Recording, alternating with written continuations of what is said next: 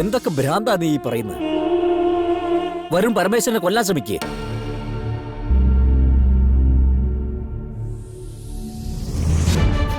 മണ്ടത്തരം വിളമ്പുന്നതിനൊക്കെ ഒരു അതിരില്ലേ മോളെ? അല്ല, പോലീസുകാർ വരുമ്പോ അവിടെ വേറെ ആരും ഇല്ലായിരുന്നോ? മുത്തശ്ശി ഉണ്ടായിരുന്നു, ചെറിയച്ഛനും ഉണ്ടായിരുന്നു. ചെറിയച്ഛൻ വേണ്ട കാര്യങ്ങളൊക്കെ ചെയ്യാന്ന് പറഞ്ഞിട്ടുണ്ട്. പക്ഷേ പോലീസുകാർ നല്ല ദേഷ്യത്തിലായിരുന്നു. നമ്മൾ എന്തെങ്കിലും ചെയ്യേണ്ടതുണ്ടോ മോളെ? അച്ഛൻ വിചാരിച്ചാൽ എന്ത് ചെയ്യാനാ? അതൊക്കെ ചെറിയച്ഛൻ നോക്കിക്കോളും. ഞാൻ വിവരം പറഞ്ഞേ ഉള്ളൂ. ഞാൻ വെക്കട്ടെ അച്ഛാ.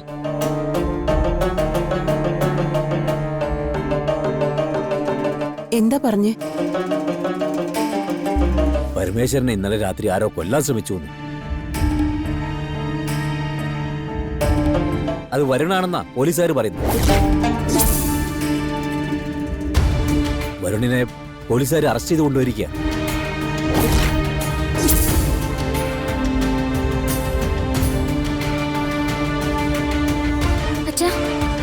വരുൺ അച്ഛനമ്മമാരോടൊക്കെ നല്ല സ്നേഹ.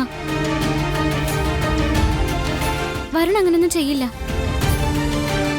നിന്നോട് ആരെങ്കിലും അഭിപ്രായം ചോദിച്ചോ?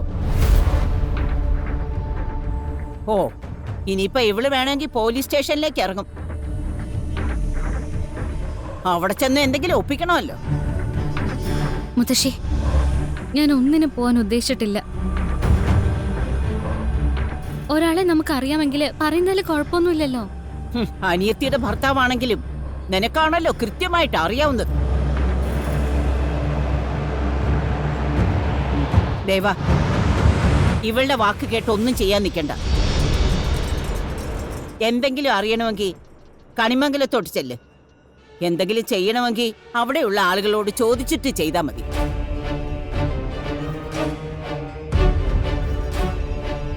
അച്ഛാ, അച്ഛൻ പോയി അന്വേഷിക്കണം. വരുൺ അങ്ങനെയൊന്നും ചെയ്യില്ല. ചെയ്യില്ലെന്ന് എനിക്ക് ഉറപ്പുണ്ട് മോളെ. ഒന്നാമത് പോലീസ് സ്റ്റേഷനിൽ പോയിട്ടൊന്നും അച്ഛന് പരിചയമില്ല. ഇക്കാര്യത്തിന് അമ്പല കമ്മിറ്റി പ്രസിഡന്റിനെയോ പഞ്ചായത്ത് പ്രസിഡന്റിനെയോ കാണുമെന്ന് വെച്ചാ ഇതൊക്കെ എല്ലാവരും അറിയും. അതൊന്നും വേണ്ട.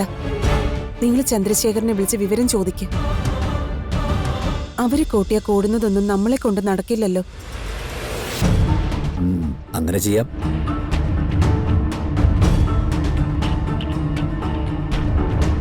എന്നാ പിന്നെ ഞാൻ ഇറങ്ങുക.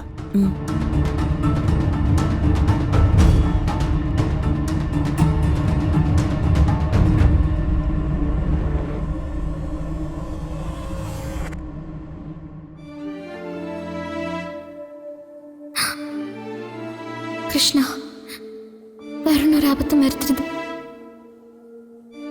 അച്ഛനെയും അമ്മയും വരുൺ എത്രമാത്രം സ്നേഹിക്കുന്നുണ്ടെന്ന് എനിക്കറിയാം. വരുണിന്റെ ഭാഗത്തുനിന്ന് ഇങ്ങനൊരു തെറ്റ് ഒരിക്കലും ഉണ്ടാവില്ല.